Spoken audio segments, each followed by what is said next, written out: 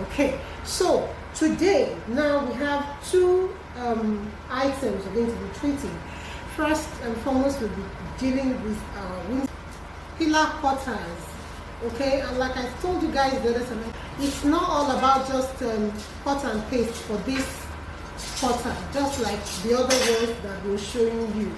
There are so many other things that you can, there are other things that you can infuse into it. So for those who have it, you have, for this particular set, you have these two designs, and then you have the eyelet. You have the eyelet, okay? So this eyelet can give you different ideas about how to use this cutter. So let's move on to whimsical cutters. The pillar design. The pillar design, that's what I call this. The pillar design. Now, if you look through your brochure,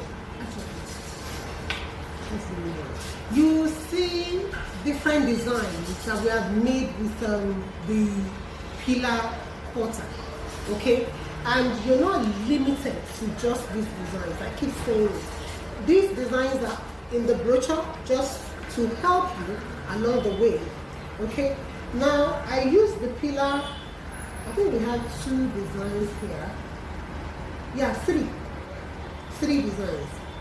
I'm not sure you can see it, but for those who have the flyer, or if you can later go down my post and all that, you get to see this.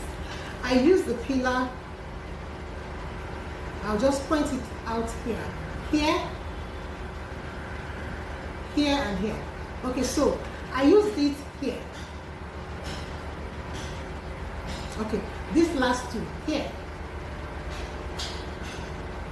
It's not clear, I know. It's not clear, but just flow with me. If you have the flyer with you, if you have the brochure with you, this last two, where you have the light, illuminating from inside, those two, and then this one at the center here.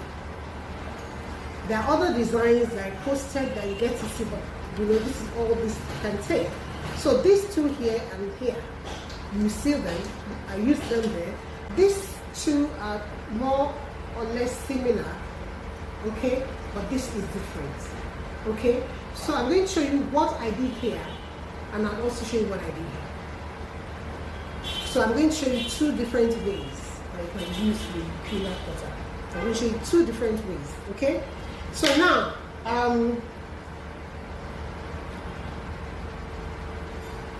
besides the cutter, you also need this, your curve former. They come in, I think it comes in 3 different sets, okay? The curve former. You can use this, or if you don't, then you get the, you get this pipe, okay? They also come in different sizes. So it depends on what size of cake you're working with, how curvy you want your cutouts to be. So if you also have a means of slashing this into two, you can go ahead and do that by hardly just slash into two.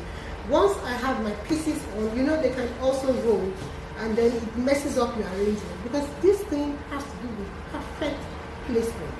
So at the end of the day, when your pieces dry, they don't come up with a funny look, okay? So you need to align it nicely. So if you're using this, at the end of the day, you place it here, you find a weight, something like this, that you place on this side, and another weight that you place on this side, so it does not roll. Do you understand? So it just stays as it is, okay? So that is what you do if you're using this and you're not slashing it into two.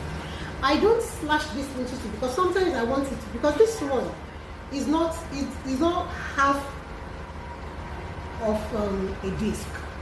It's not perfect half of a disc. It's less than half. So sometimes I want it very curvy, and I still want it to form on something. So I don't cut this into two. You can have some that you slash into two, and you have some that you just leave whole like that. Alright, so as usual, like I always tell you, I don't work with icing sugar once I've made my paste. I work with crispy, as the table shortening. So I just have this. And also, we took a break, yes. Okay, a long break, 2 weeks break actually. But that is not enough for you to forget that your recipe, your paste has to be absolutely fresh. It's not firm enough, it's not going to work. To keep giving you error results. And also have your paste always bubble wrap. Always bubble wrap. So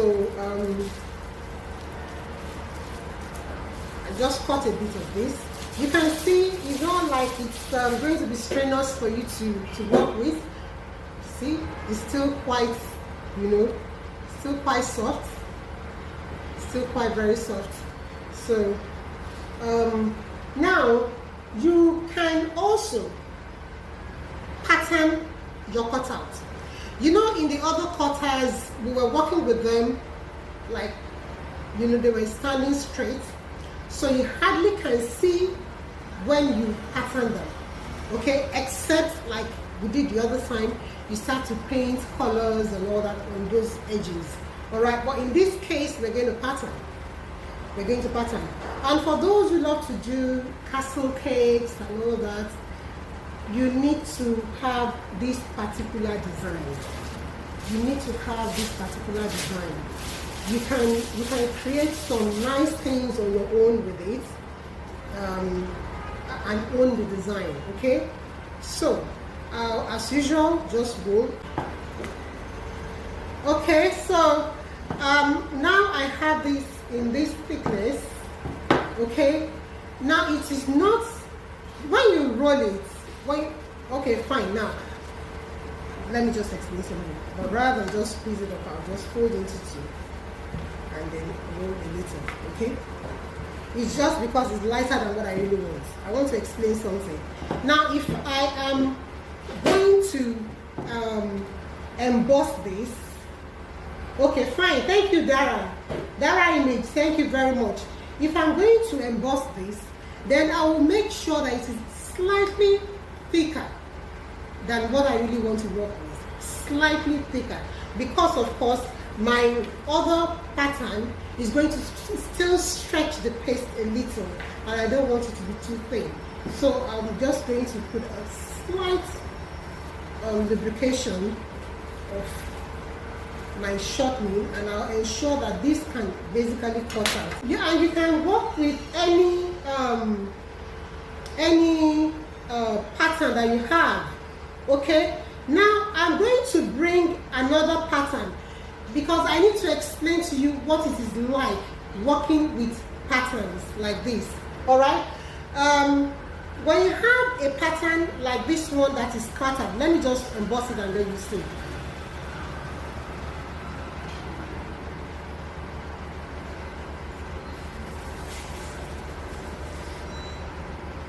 Good.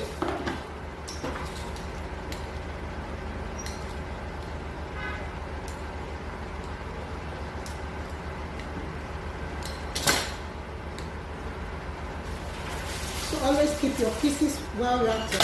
So when you have a pattern like this, okay? Yes. When you have a pattern like this, you can work with it anyhow you didn't, it will roll, just keep it, I'll ask for it. You can work with it anyhow you didn't fit, anyhow. But when your pattern is arranged, then you need to be careful. So, because I'm emphasizing the fact that you can work with this on things like houses, to make doors and all that, or your castle, I'm going to have to tell you what happens with the other pattern. But let's see this first. This is basically straightforward. So next thing I want to do is I'm going to use this particular cutter. I'm just going to cut out like so. Just cut it out. And then be cognizant of the height of your cake. The height of your cake is very important. Okay, so when I do this, I could take my eyelet and then just align it with this pattern. It gives you some Arabian kind of look. Okay, so I nicely. The angle where I am, all because I'm trying to make sure that you see very well, and you have that, okay, with the pattern. All right, and then you now take your former. Now the size of the former, this is where it comes to play, because now if I wrap this, and be careful when you're lifting your paste, ensure it does not stretch. So this works very well with my former, but then I'm not going to just place it on. I'm also still going to apply a thin film of my shortening on my former, and then don't always like use your hand to lift it.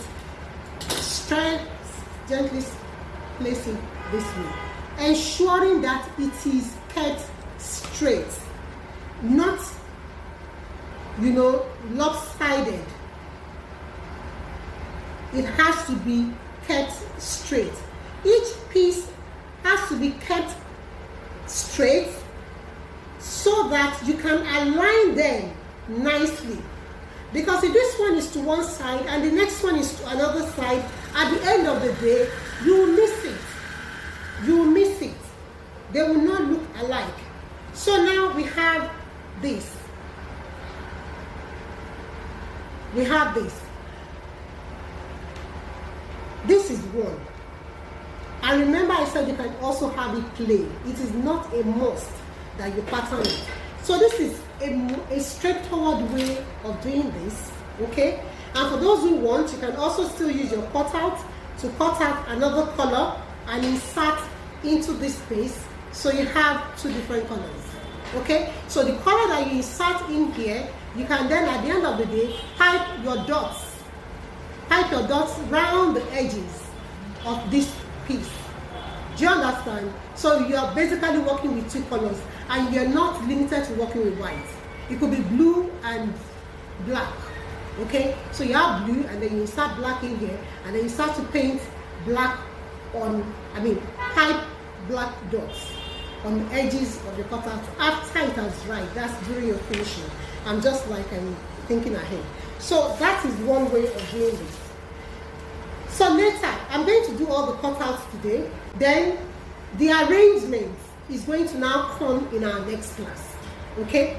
So that is where the main thing is. So now let me just add a little more space to this. Let me tell you something else that you can also use as a guide when it comes to the thickness of your paste. You want to also probably try to maintain a standard thickness for your paste. So if I'm using, if I want to be finicky about my thickness, I will just place two equal sizes of whatever, of cylinders. It could be anything. It could be anything. Place it here so that when I now roll, my rolling pin will not go beyond that level. Then it is level. And if you want it thicker than this, something a bit bigger, right on there, and then you roll, and that's it. So that's how you maintain your thickness all through your rolling, okay? So for those who don't know, see, the tool wrap, I've been removing all these pieces from in here. I have this for my, some wasi-wasi, that's, you know what wasi-wasi is now? You know, all these little items that you use here and there and all that. And then I have another one with some other tools. So I have like 3 that I use, okay, for different things. So you really need to get these cutters. So you can, later I'll show you, they're up there. So you can get our free gift. So now let me use that ruler. So this is where being careful comes into play, okay? Now I'll just like, this is the roller I'm using, okay? That's the brick roller. So I'll just do this. Ensuring that I do not have double impression, especially because I tend to like look at my pattern and use it as a guide in my cutting, because I'm always careful that my paste does not stretch. But once your paste stretches, you cannot use it with this pattern. Once you use this pattern and your paste stretches, re-roll your pattern and do it over again. Not because you cannot cut the size from this pattern, but because by the time you're cutting out, you will not have everything well aligned when you measure. If I stretch the paste a little, even slightly, and I want to measure 6 inches with my ruler, at the end of the day, my ruler is on a line here and is shifting from the line somewhere, even though it is perfect 6 inches. Now I'm going to use these lines now as my guide to just like cut off my excess. Remember, my paste has not stretched in any way. Okay, so I just cut out my excess all around. You don't have to do this. I'm just doing it. Okay, so now we have this. The point where I want us to now be, let me show it. The point where I want us to now be very careful is this. Now look at this pattern. See the way the arrangement is. Okay, the length is actually this way and the width is this way, according to the arrangement of the pattern. It's not like you cannot on your own change the length to be this way and the width this way. You can, because we have the artistic license to turn anything the way we want. Do you understand? But in this case, this pattern limits you because there is a way bricks are arranged. So you cannot place your bricks on its sides. It will look funny, because I've seen where somebody made a cake like that. And I was like, oh, this person is just like rolling, patterning, and cutting without taking into cognizance the kind of pattern she's using. So you need to be, when you have aligned or arranged pattern like that, you need to be absolutely careful of how you work with it. Okay, so definitely we're going to face our cutter this way. So that means we're cutting this way. And then you also have to be careful. Check the base, check the top, check your center, so that you maintain. If the thin straight line, the round straight line is at the center of your tip for this one, maintain it all through in all your cutouts. Maintain it all through. When you go for competitions, these are things that people look at. You just feel, hey, but that work is nice now. I mean, it's better than that other one, but these are things people look at. They scrutinize your work in such a way that you don't even know what they're looking at. Okay? All these little bits, they count. Alright? So, just like the other one, so we just cut out, ensuring that it is well aligned. And voila! That's it. Okay, and then you go on and probably use it the same way. We're going to use that other one or a different way. Okay, now I'll be showing us something with this later, but let me now, so with this one now, I've been able to explain to you how you work with your arranged pattern. Okay, we have cut out this one for this particular pattern. We've done the same thing here. There's the same thing you can do, just cut out, and you may also decide to cut out in two places. In two places, one up here, checking your alignments down and measuring the space between the first and the last one, the first and the second cut out. You cut another one, so that when you're cutting in all of them, you are cutting at the same spot. On all your cutouts, on all your pieces, you're cutting at the same spot. So you need to note that. You need to note that. So at the end of the day, you have something nice. Now, if you have this, I'm going to have to, I think I'll just, what's it called? I'll squash this, because we have this already, we're going to work with. But this is not where we're going. I'm just showing you different ways of doing these things, okay? So I'm going to squash this. And then we'll move on to what I want to show you next. So let's move on to the next thing. And for this one again, just so that we understand it well, I'm going to be using the pattern, the brick pattern again. Okay, let me use that. I'm going to be using the brick pattern again, okay, so that we can understand it. But for those who did not get my initial explanation, that's something. So for those who did not get my initial explanation, so you can get it nicely now. Okay?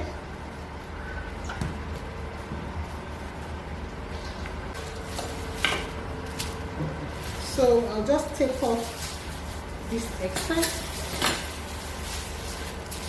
and then we move on. So this is where I said our calculation will have to come into play. And also in this case, this is where you could also have your, what's it called? Your pattern being taller than your cutout. So if you have like a cake that is like 8 inches high, what's the height of this thing? I think 6 inches. This should be 6 inches.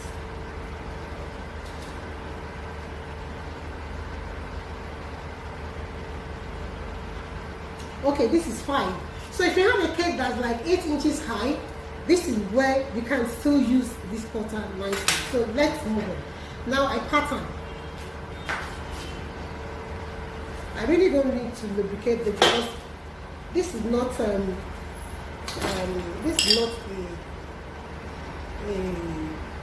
sticky paste.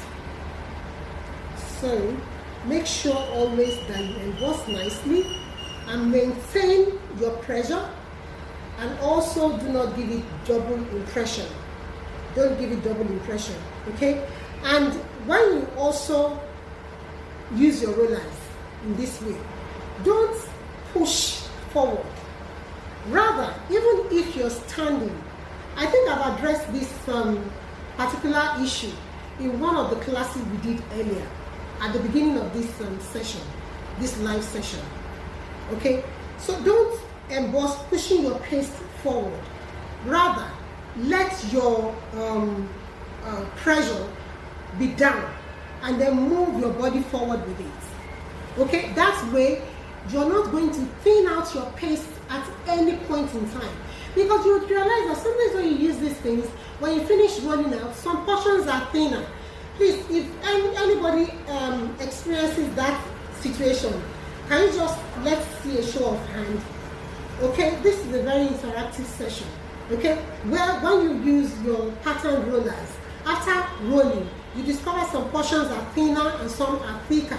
It's all because what you do is when you're rolling your paste, your pressure might not be uniform, might not be even. 2, you could also have been pushing your paste forward, and then you are having a resting moment where your paste gets depressed before you now move on again. Okay, so all these are things that your teachers should address with you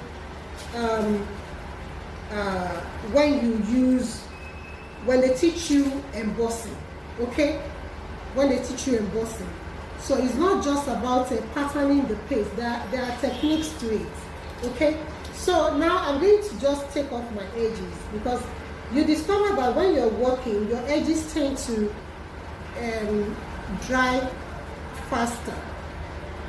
Okay, so I take off that, and then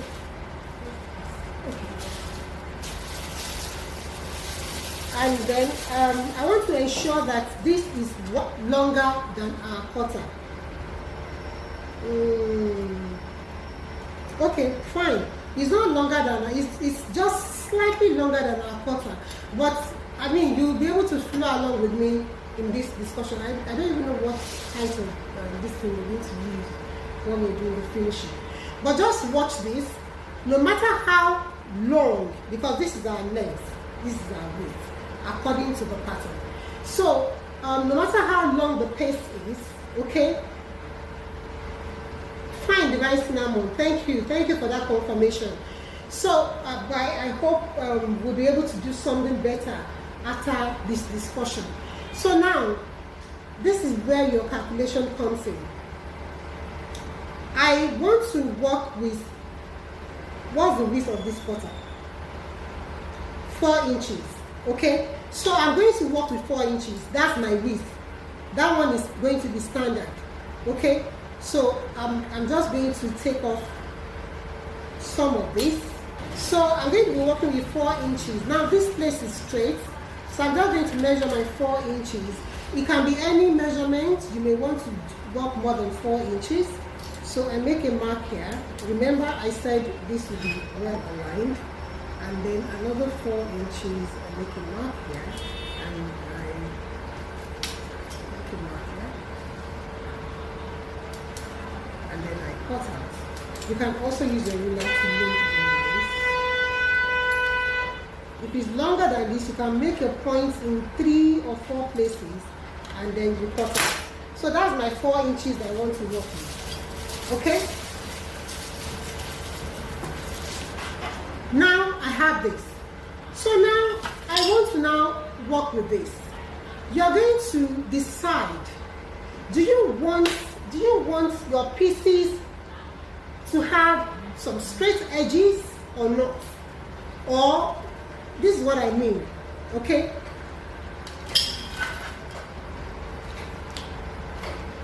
If I want my pieces to have some straight edges, okay, then I'm going to add like half an inch here because this is the perfect size for the width of my quarter. For the width of my quarter. So I don't have any extra. Do you understand? I don't have any extra. But if I now want it to have extra, that means I'm going to leave like half an inch here, leave half an inch here. And that's where the other pipe will come into play because this is perfect 4 inches. So that extra, where will it hang out? This is even is drying already. Where will it hang out? Do you understand? So I'm going to do this, cut this one, and then we'll cut another one again. Okay? So in this case now, I may now decide, because I still have to have some edges. Alright? So I have to come down.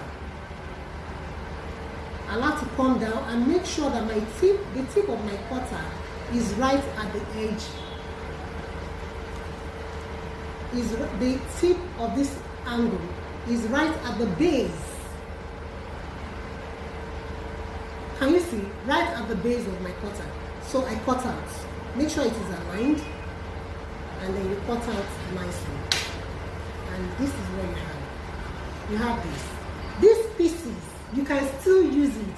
Especially for those who are doing castles or houses and all that. Just cover it. Even as it is, you don't even need to wait for it to dry. Because it is passage and it is, not so thin and all that. A little curve, and then put your real lighting wherever you place it. It's not so tall, it will not flop. It will just remain where you place it. And that is it. That is it. So now I'm going to now do the same thing I did here on this side. So all these pieces, you just keep them in a Ziploc bag for you to use later. And remember also, because you followed a pattern, okay, these pieces also will have the same pattern.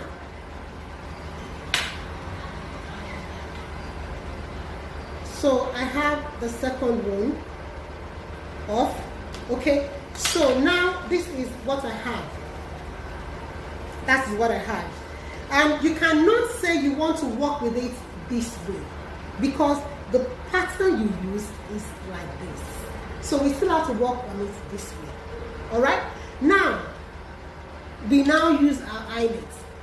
Then you have to determine where will be your top and where will be your bottom. Because what we are doing here, this is not the end of it. When it is dry, I'm still going to work on the inside of the cutout, the dry cutout. We're going to work on the inside of each piece because we're going to put our tea lights inside. We're not using, you're not going to use wire lights or not because there is nowhere for that one people will just see it going in and out. So for this purpose, we're going to be using tea lights.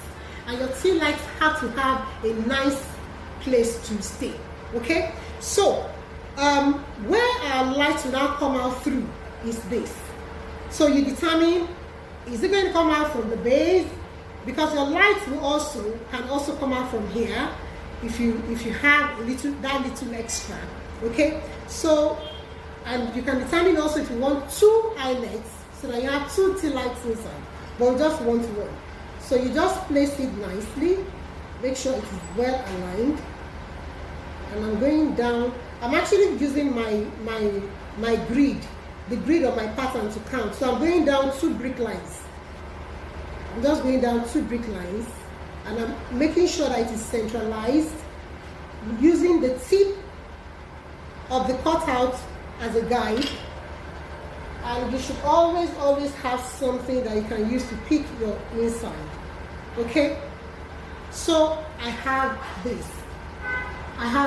So as usual, we're going to dry it. Next week is when we're going to do the magic. Ensure that you do not stretch it. So we gently place it. We have to use another disc.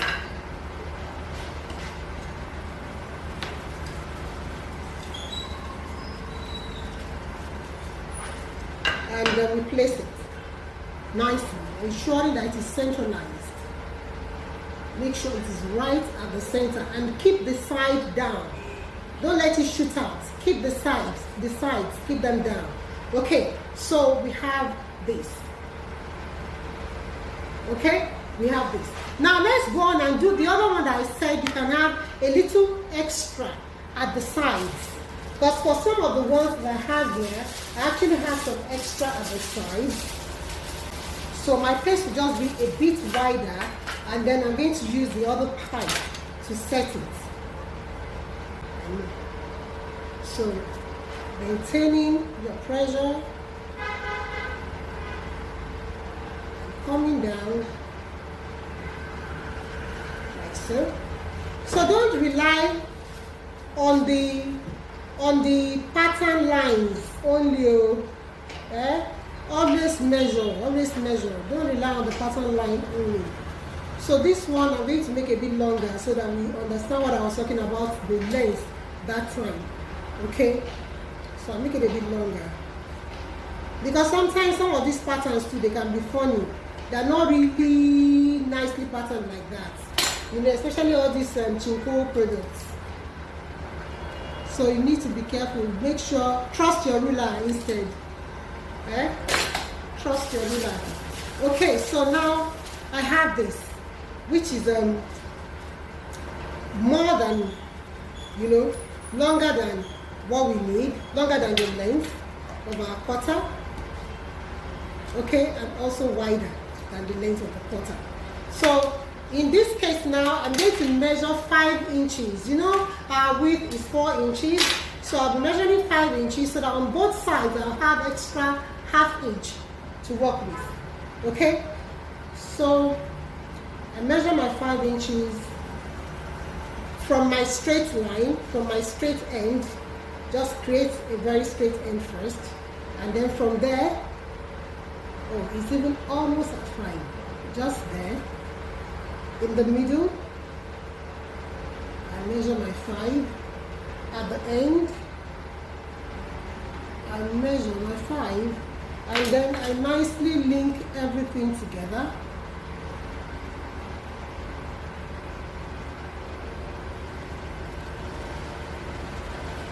And then I cut out.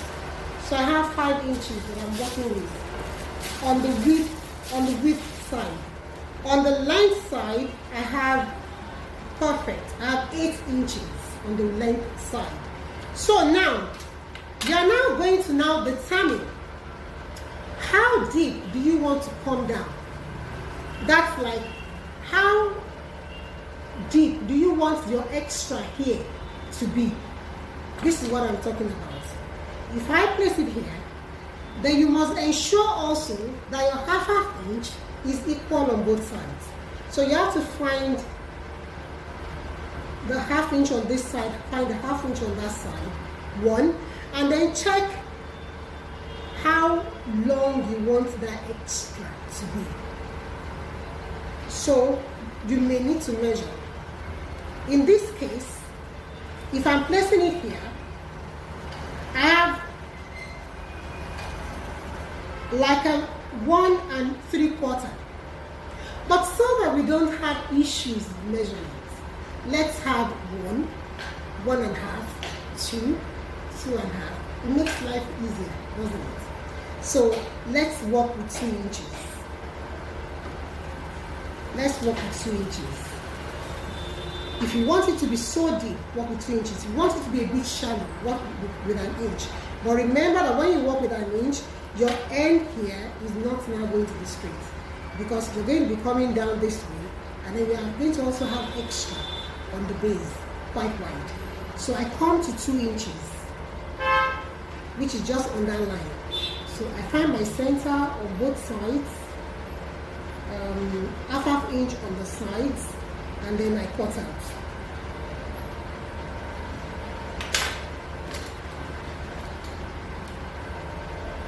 And I have this that we can, as usual, still use somewhere nicely. It is still, see, it should just stay. It should just stay easily and nicely. It should just stay. And then you do all your finishing, pipe around the edges, put a star at the tip here, you know, a heart or something, you know, just anything. Those of you doing Valentine cake now, you know, just up here, just put a heart or 2 hearts like that, you know. So I'm going to turn my paste over. So you know your measurement already, 2 inches high. And you already know that it is going to give you 1, 2, 3, 4, 5 lines. 1, 2, 3, 4, 5. Okay? Your 2 inches. So each inch has 3 brick lines. So I cut out.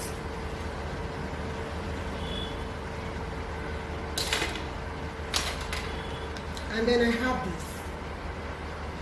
So it's like it's similar to what we have done here. Oops.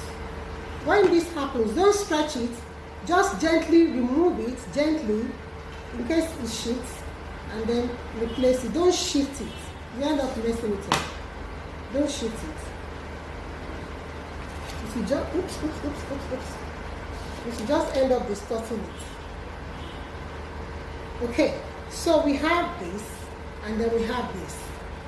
Okay, the difference is in this, which gives you an extra height also, because we have this distance. So we're also going to cut out our eyelets. So basically, for this class and the cutouts we're going to be using, we will be working with this. This is what we'll be working with. So I'm going to make some more of this after class. I'll be making more of that after class for them to dry against our next class. Okay, so I just find the spot for my eyelets. You calculate that also, and then note where your upper part is and where the lower part is, and also be sure that your eyelet is upright, not the other way around. So everywhere that I'm putting this on, I am thinking of something. That thing I'm thinking of, I'll tell you next week.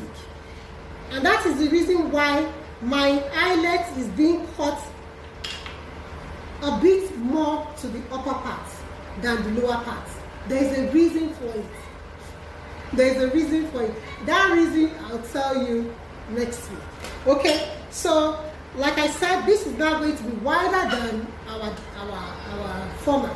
So we'll be using the pipe. We'll be using the pipe.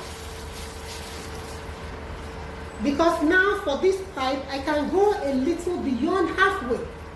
Okay? I can go a little beyond halfway. So if the pipe is this way, as usual, use something to lift your piece. And then you find the center. Make sure you place the center first before releasing. You see what I'm talking about? If it's that one, it will not, you have excess. You have the extra shooting out on the side. Okay? But with the pipe, it can still like curve this way. But that is if you actually want it so curvy like that. Do you get? Because now with the pipe and this shape is going to be absolutely very curvy. It's almost like you're going to have like a pipe, like a turret. You know, those castle turrets. That's what it's almost like. So you see, even with these patterns, you can have an elegant kind of turret cut out from this. And this opening at the back is the one that's now going to be attached onto your cake. So you don't need to start slashing it again. And then you have this. And what you do in between here and here is left to you. Just use your imagination. Okay? So this is what we're going to hold it for today. So like I said, something is holding it on that side, and then something else has to hold it on this side. Let me just show you that. On this side to keep the paste, the pipe from rolling. By the time we come back next week to do the finishing on a cake, I would have made some more of this. But it depends on the size of the potter of the cake I want to work on as per the finishing. Okay?